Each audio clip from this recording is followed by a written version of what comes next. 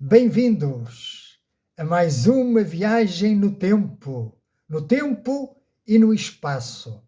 Vamos elevar-nos até aos espaços celestiais. É isso mesmo. Vamos conhecer as verdades que são de cima.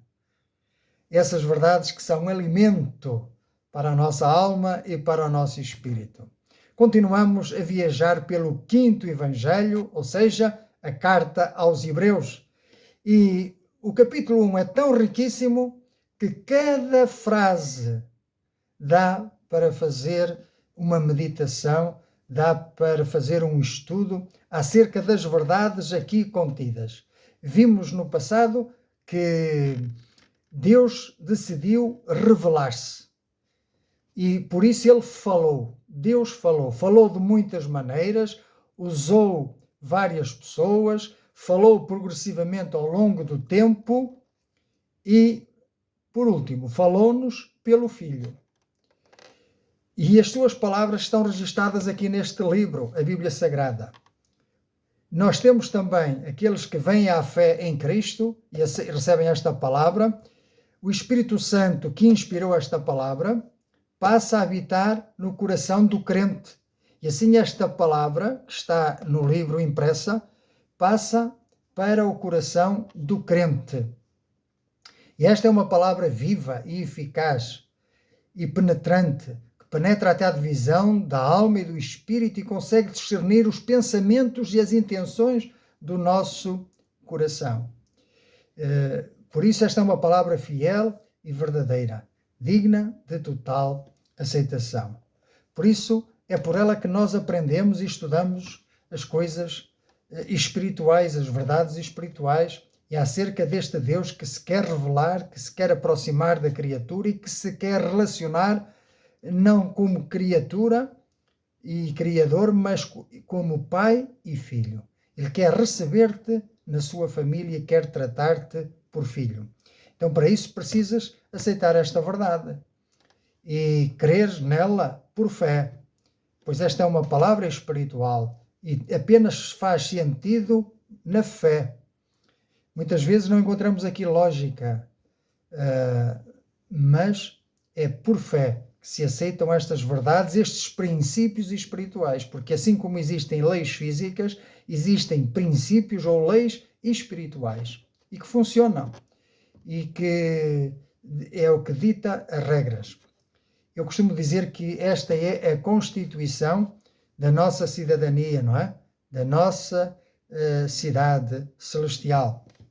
Somos cidadãos do céu, aqueles que vêm à fé do Evangelho, que creem, nascem de novo, tornam-se novas criaturas, Deus recebe como filho e a partir daí é crescer no conhecimento destas verdades e no relacionamento com Deus através da oração, através da meditação na palavra e crescer também na fé através da ajuda, do convívio e da comunhão com outros irmãos em Cristo que têm esta mesma fé. Mas voltemos então aqui ao texto e vamos iniciar esta sexta viagem. Diz o versículo 2 que é este Jesus por quem Deus falou, ele o constituiu herdeiro de tudo por quem fez também o mundo. Ora, aqui nós vemos que Jesus tem a autoridade absoluta e suprema e soberana. Ele é Rei e Senhor do universo. Então, como filho, ele possui o direito legal e natural sobre tudo o que ele criou. Há aqui como que um ciclo, uma sequência, é que através de Jesus, Deus fez o mundo. Está-nos a falar da origem. E também o constituiu herdeiro de tudo, ou seja, o destino, não é? O fim. Tudo o que veio à existência por meio de Cristo retornará para ele, para o seu domínio final. Por isso que Deus o exaltou de sobremaneira, lhe deu o nome que está acima de todo o nome. Para quê? Para que ao nome de Jesus todo o joelho se dobre no céu e na terra, e toda a língua confesse que Jesus Cristo é Senhor, é Deus, é soberano, para a glória de Deus Pai.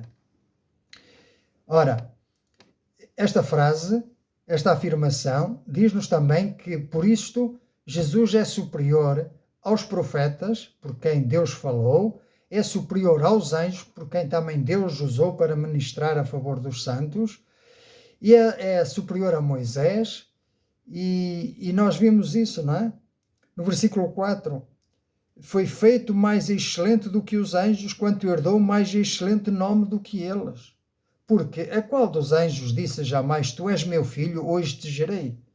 Mas acerca do filho, nós vemos que Deus deu esse testemunho. Este é o meu filho amado em quem eu me comprazo. Ouvi-o e escutai-o. Então,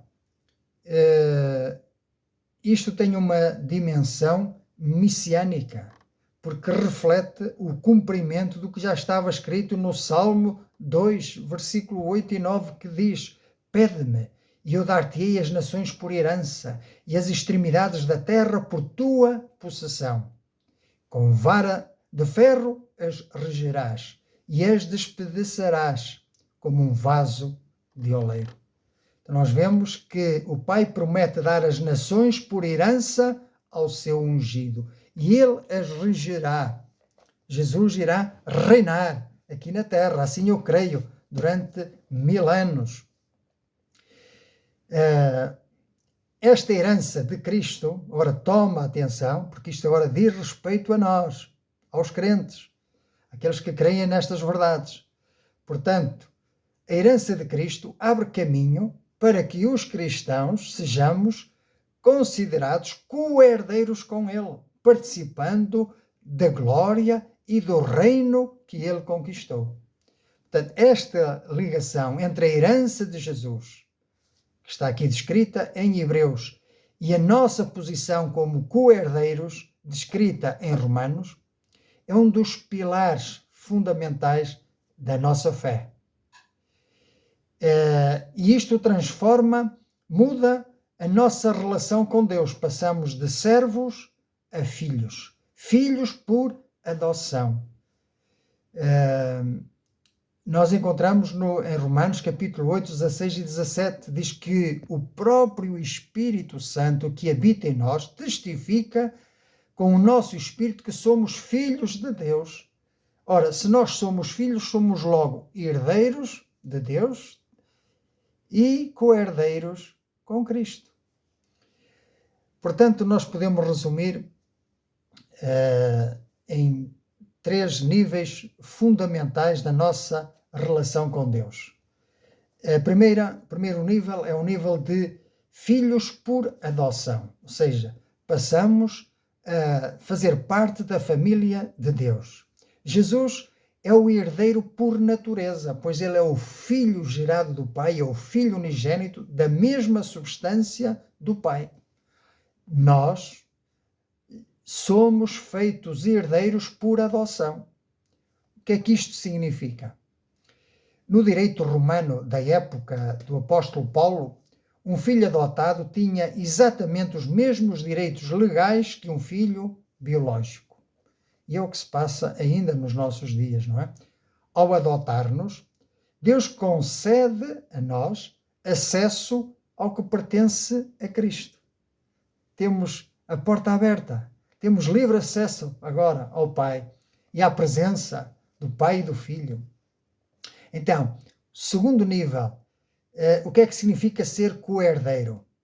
Primeiro nível, o que significa ser filho. Agora, o que é que significa ser co-herdeiro? Significa que Jesus recebe uma parte, ou melhor, não significa que Jesus recebe uma parte e nós outra. Não. Significa uma participação conjunta. Tudo o que Cristo conquistou, a vitória sobre a morte, a autoridade, a glória e a presença eterna do Pai, vai ser partilhada conosco. Porque tudo o que é meu, eu vos dou, disse Jesus, não é? Onde eu estiver, eu quero que vós estejais também. Bendito seja o nome do Senhor. Então não é uma divisão de bens, mas é uma comunhão, é uma participação comum. Como Cristo herdou o reino, o crente também habita e reina nesse reino.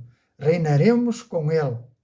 Se com Ele padecermos, com Ele reinaremos, com Ele seremos glorificados. Este é o terceiro nível, que é, primeiro nível, filhos, segundo nível, co-herdeiros, terceiro nível, para chegar à glória, precisamos passar pelo sofrimento. Toda a gente quer os lucros, quer a vitória, mas ninguém quer pagar o preço. Mas o texto que Paulo nos deixa é que se é certo que com ele padecemos, para que também com ele sejamos glorificados. Por isso, este é o caminho. O caminho do herdeiro é pelo caminho da obediência e pelo caminho do sacrifício, da renúncia ao eu, ao orgulho, à vaidade, e a viver no temor do Senhor, com um espírito ensinável e em humildade. Portanto, a nossa caminhada como herdeiros também necessita ser perseverante. Significa percorrer a carreira até ao fim. Então a herança não se trata apenas de um prémio futuro, mas é uma realidade espiritual que nos ajuda a viver no tempo presente. Quando passamos pelas dificuldades presentes, nós lembramos-nos daquilo que nos espera no futuro. Ora, se Cristo é o herdeiro de todas as coisas e nós estamos em Cristo, não há nada no universo, presente ou futuro, que nos possa separar do amor e do cuidado de Deus. Amém? Quem intentará acusação contra os escolhidos? Ninguém, pois é Deus quem os justifica, é Deus quem os chamou, quem os justificou, quem lhes perdoou. Glória ao nome do Senhor. Bendito seja o nome do Senhor.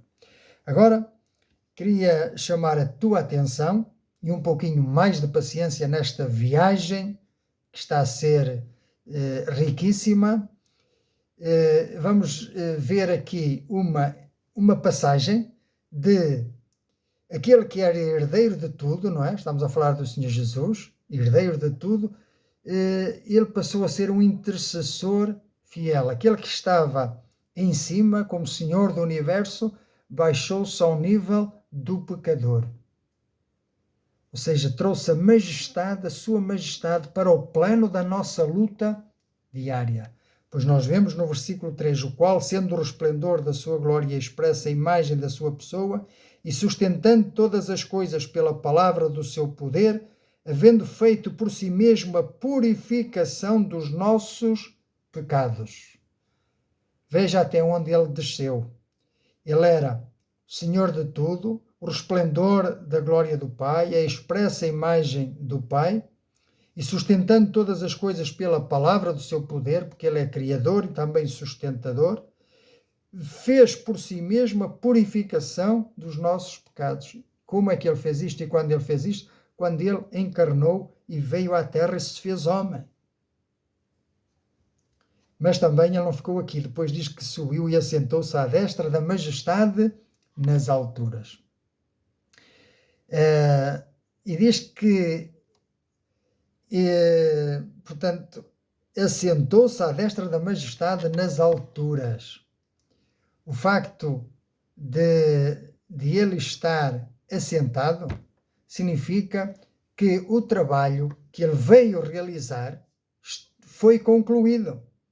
O trabalho da redenção, do perdão dos nossos pecados, da nossa justificação diante do Pai, da nossa reconciliação com o Pai. Então, ele no alto da cruz disse, Telestai, tudo está consumado. Ele realizou a obra, por isso, quando ele subiu aos céus, ele pôde assentar-se à destra do Pai. À destra do Pai significa com poder e autoridade. E ele permanece ativo, trabalhando, servindo de intercessor ou mediador continuamente. Então vemos que este mesmo Senhor que era herdeiro de tudo, agora é um intercessor, um advogado junto do Pai, fiel e para sempre. Temos dois advogados. Olha que riqueza para o crente. Temos dois advogados. Temos o advogado em cima que é Cristo Jesus e um advogado em nós, que é o outro Consolador, o Espírito Santo. Então, Jesus está assentado, o Rei está assentado à destra de Deus, e Ele hoje intercede por nós.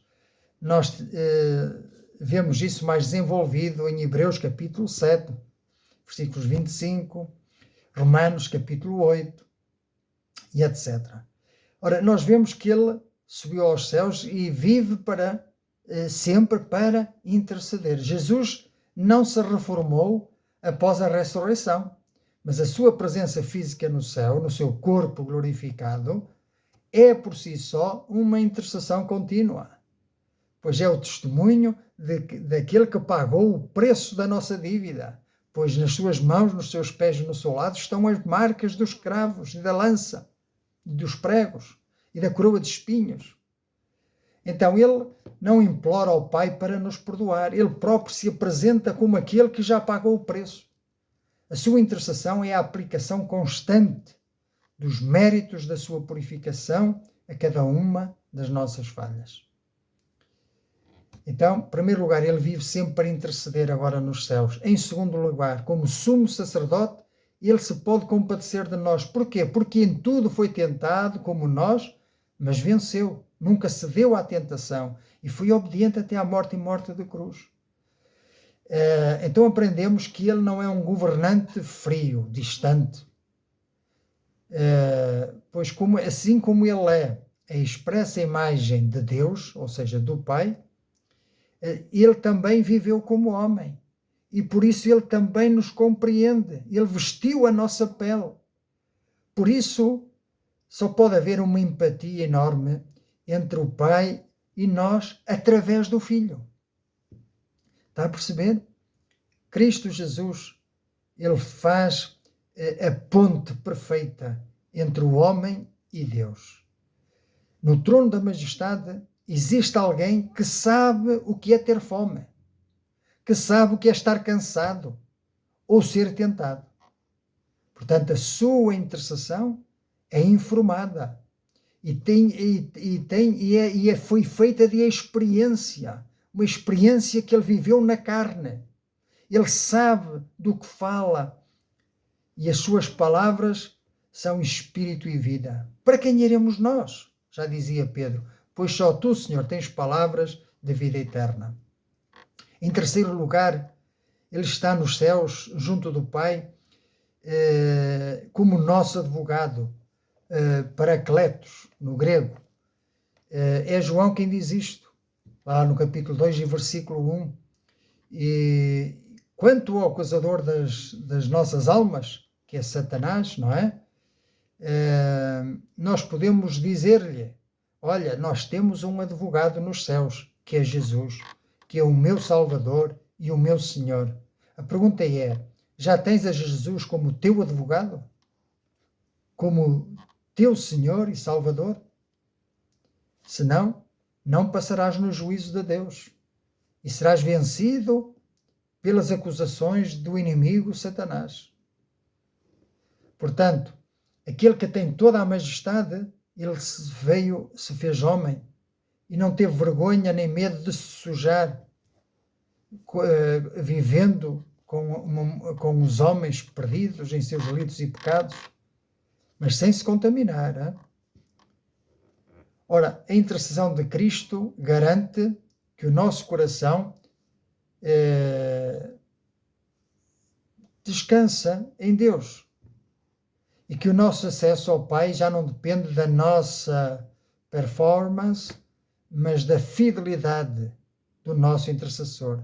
Depende de quem Cristo é em nós e por nós e não de quem nós somos, porque nós não somos nada nem ninguém sem Cristo.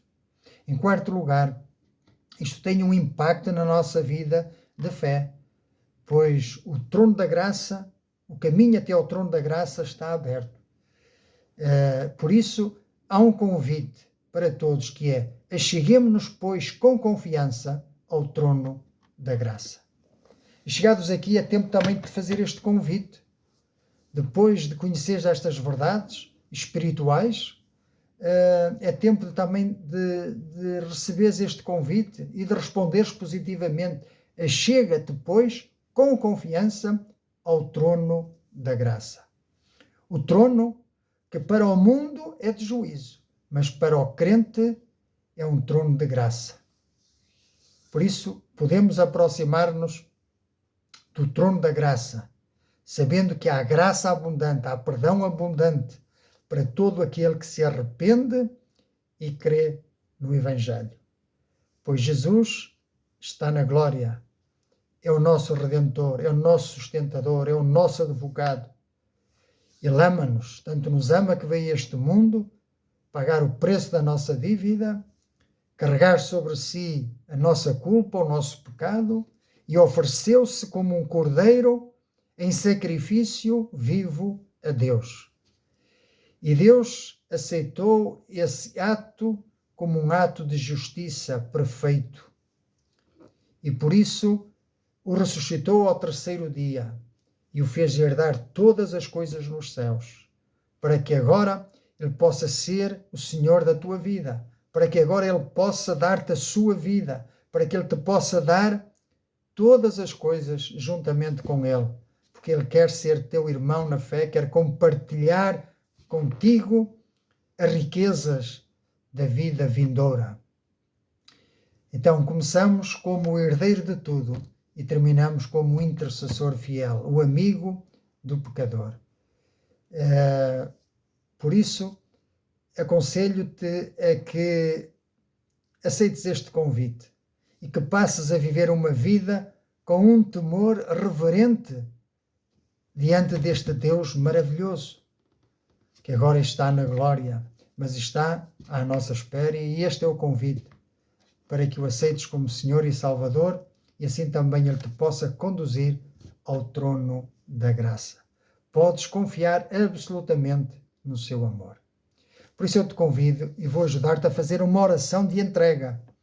Isto faz-se por fé, e é pela fé que nós somos salvos, pela graça por meio da fé. Vamos orar? Senhor Jesus, chegados aqui, compreendo que Tu és o Senhor de tudo, que és o Filho de Deus, que sustentas o universo, que és o resplendor da imagem do Pai, que és a exata imagem do Pai, o resplendor da sua glória.